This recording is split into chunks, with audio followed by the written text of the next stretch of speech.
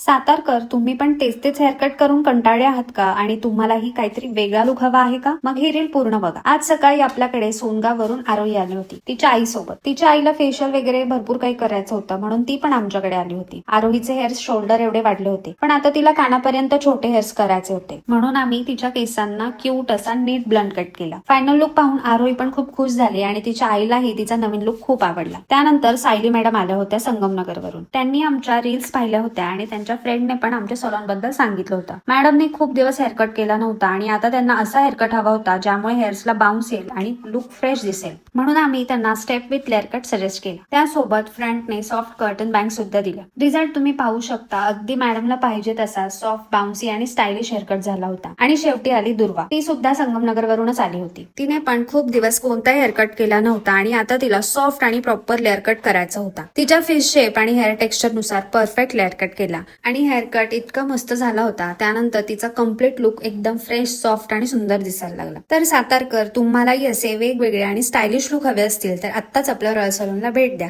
Thank you.